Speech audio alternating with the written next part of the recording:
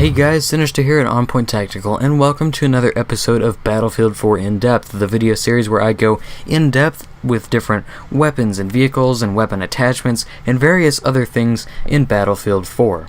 Now, I know you guys saw this and were like, well, Level, we've already seen the M416 on multiple occasions on this channel. We saw it a couple days after launch, and then you revisited it not too long ago. Well, yes, you would be correct, but I have sort of barred myself off from using the M16 or the M416 for the longest time just because I wanted to get good with all the other weapons in the game, and if I keep using the M416, I'm probably never going to get past it because it is just so good.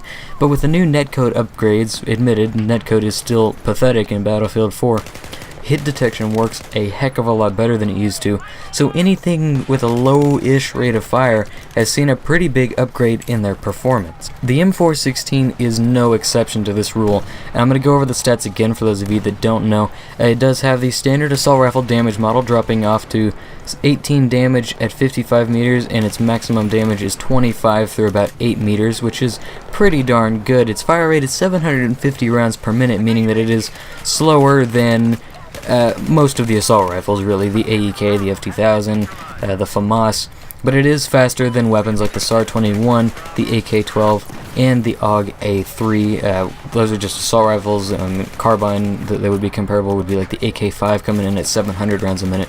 Its muzzle velocity is right around average at 600 meters per second, making it about 80 meters a second slower than the M16A4, which means that at range it is going to be at a small disadvantage, but it is not a huge disadvantage by any means. Its magazine size is standard, coming in at 30+1 rounds, and its reload times, this is where this thing turns into an amazing assault rifle, coming in at 1.85 seconds on a short reload and 2.4 seconds on a long reload. What does that mean? Well, it means that you can basically reload the M416 twice in the time it takes to finish the short reload on something like the F2000 or the FAMAS. Actually, in the case of the FAMAS, you could probably reload the M416 about 3 times in one reload animation of the FAMAS. I don't have the actual FAMAS reload times in front of me, I'm just making rough guesses right there.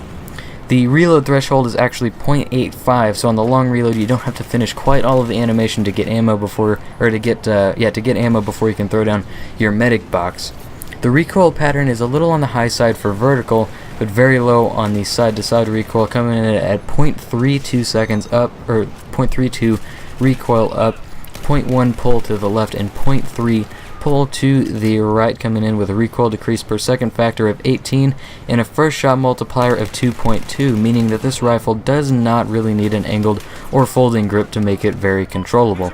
Its ADS spread while not moving is 0.2, but it does have a very average recoil or accuracy, coming in at the same, like I said, 0.2 not moving and 1 while moving, which is right in there with average, nothing special to see there. Its hip fire isn't fantastic, coming in with a spread of 3. So you've probably heard the words average, about as good as, a little above average, not quite as good as. You've probably heard that already throughout this video.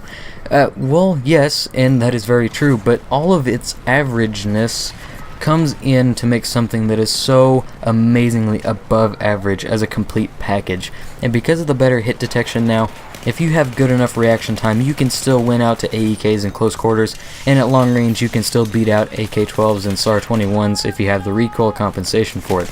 This rifle is truly amazing.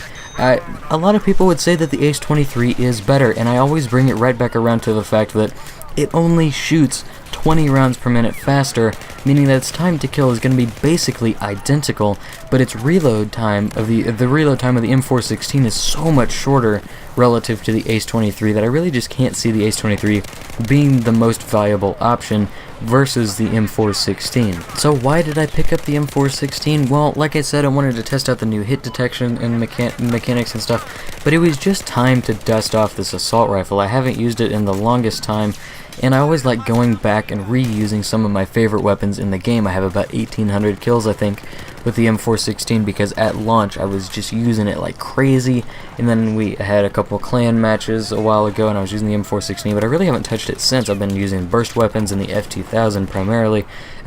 using the Gauss Sniper Magnum, other carbines, and things of that nature, but I really just haven't touched this rifle in so long, and it's sort of like the M16A3 for me.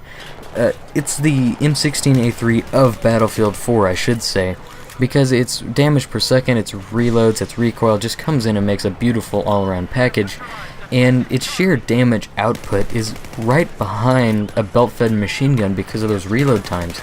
Literally 1.8 seconds is almost nothing. You can go through that animation so fast that you're just up and ready to fire almost immediately. It is quite amazing.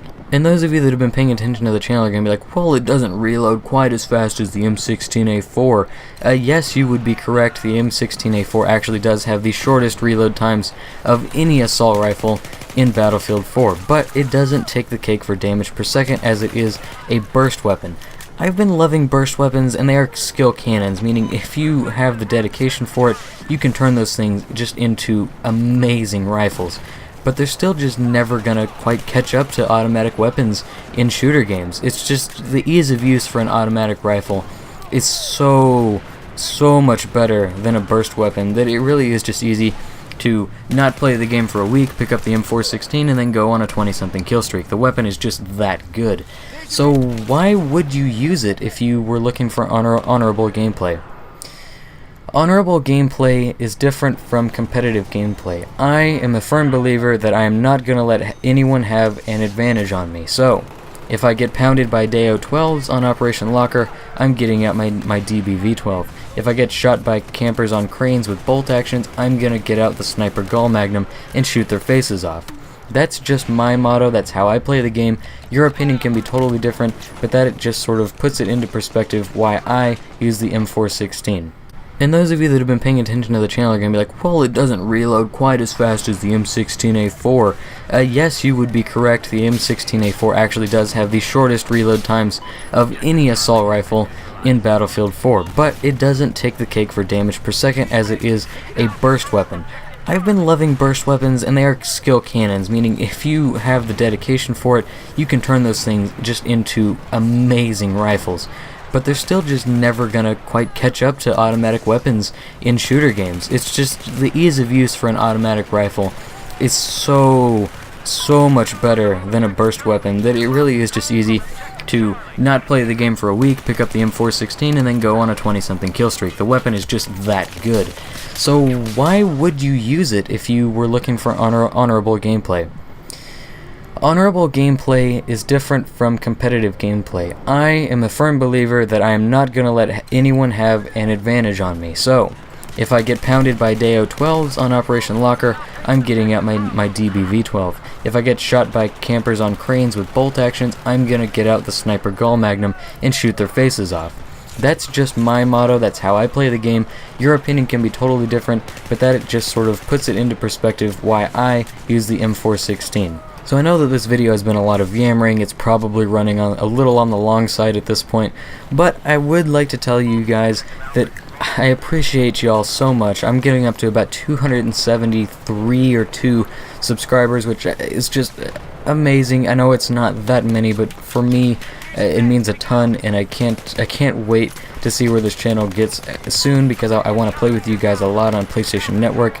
I like talking with you guys down in the comments box, and it's just a blast for me to produce these videos whenever you guys really just enjoy the content that I'm making, because that's the entire reason of doing it. So I hope that you've enjoyed the video. If you did, go ahead and click the like button down below. It would mean a whole lot to me, and I hope to see all of you on the battlefield.